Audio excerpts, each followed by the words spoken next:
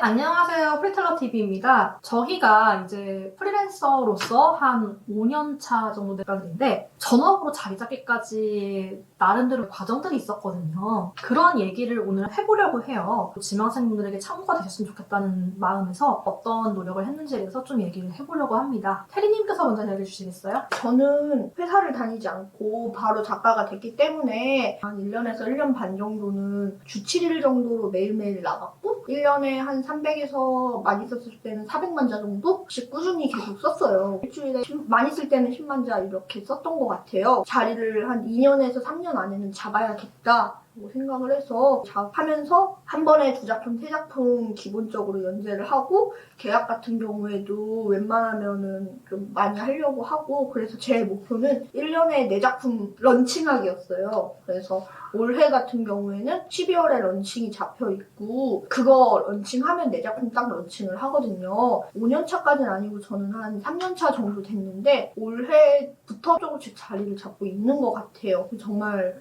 그렇게 해서 진짜로 일을 할 때는 아침에 일어나서 운동을 갔다가 8시쯤에 출근을 해서 밤 10시까지 일을 하고 퇴근하고 집에 가서 자고 다음날 다시 6시에 출근을 해서 이렇게 주 7일을 했던 것 같아요. 혹시 번아웃이 오진 않으셨나요? 번아웃이 최근에 왔어요.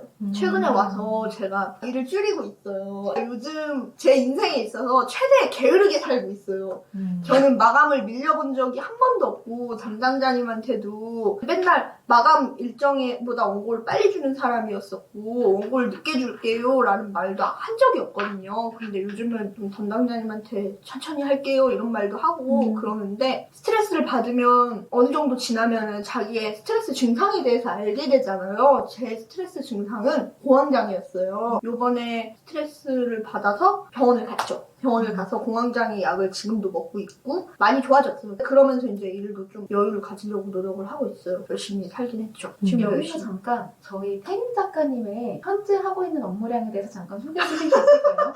네, 저 궁금합니다. 첫 이게 번째로 많이 줄인 거다라고 하셨는데 이거에 대해서 궁금해요. 첫 번째로 웹소설 업무. 웹소설은 판타지를 쓰게 한 980화 정도 쓰고 있는데 주 7일을 제가 런칭 이후부터 계속 했어요. 근데 휴재를 딱 이틀 했어요. 코로나 걸렸을 때 휴재를 딱 이틀 하고 그 다음부터는 주 7일을 계속 지키고 있고 판타지 연재는 약간 디폴트 값으로 갖고 가면서 로맨스 판타지랑 로맨스를 한 작품씩 중간중간에 출간을 했고 지금은 로맨스 이제 12월에 런칭하는 거 작품 준비하고 있고 그렇게 진행하고 저 약간 이과적 질문. 그래서 하루에 몇 자 정도 쓰시는 겁니까? 하루 한 진짜 적게 쓸 때는 저도 5,000자만 쓰고요. 많게 쓸 때는 2만에서 3만 자 정도 쓰는데 평균적으로 써야 되는 값은 15,000자 정도예요. 여기서 비교할게요. 번아웃 온 솔님은 5,000자에서 15,000자고요. 체력 짱짱한 아리는 0자에서 2,000자입니다, 지금. 아니, 지금은 번아웃이 아니에요. 네. 그 당시에 번아웃이 와서 병원을 갔을 때는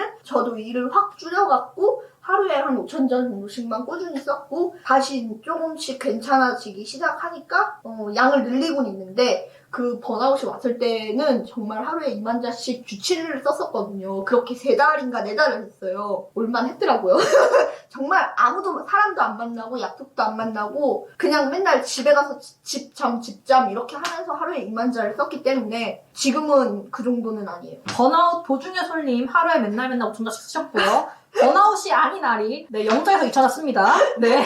우리 언제 중에는 저도 4,000자, 5,000자를 씁니다. 웹소설 이외의 일, 강의라든지 이런 업무량도 얘기를 해주세요. 유튜브를 촬영한다든지. 네. 오늘처럼 일주일에 한 번 정도 유튜브 촬영을 하고 있고 그럴 경우에는 오전에 판타지 원고는 마치고 오고 웹소설 강의를 시작을 해서 일주일에 하루 정도 웹소설 강의를 또 진행을 하고 강의 자료 만들기, 대학교 강의 듣기, 대학교 과제 또 뭐가 있죠? 그 정도 있는 것 같아요. 그리고 PT를 하시죠. 유튜브에 자막과 편집 작업도 맡고 계신가요? 그것도 제가 하고 있습니다. 그 정도 하고 있어요. 이제 가편 작업을 맡고 계시고 이제 제가 마지막 최종 작업을 맡고 있는데 사실 이게 제일 품이 많이 들어요. 네, 그렇습니다. 태리님은 진짜 어마어마한 노력하시고 이분의 노력을 진짜 납작하게 한 문장으로 말하면 나는 양으로 때려 박는다.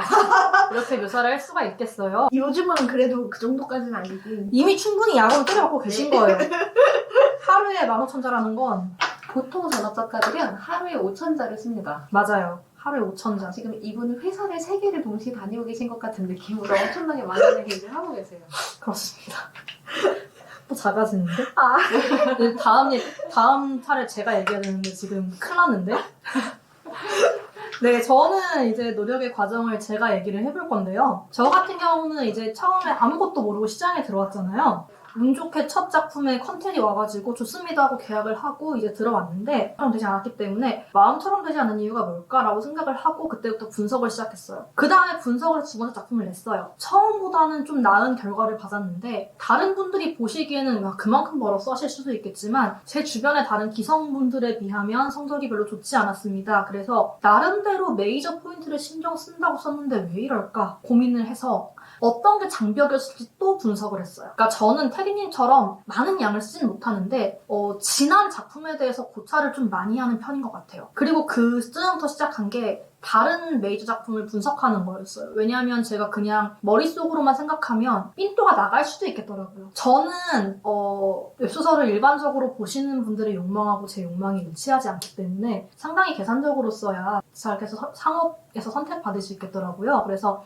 다른 사람들의 욕망은 뭘까를 그때 분석하기 시작했습니다. 서면으로 분석을 하고 있고요, 이렇게. 네, 이거를 하고 있고 그렇게 공부를 해서 쓰고 있습니다. 그래도 아직은 진짜로 메이저 감성을 가진 분들에 비하면 한참 모자라요. 그런데 저 같은 경우는 테리님처럼 체력이 좋지 않기 때문에 많은 걸 하면서 경험치를 쌓아갈 수는 없어서 나름 전략적으로 선택한 부분이라고 볼 수 있겠어요.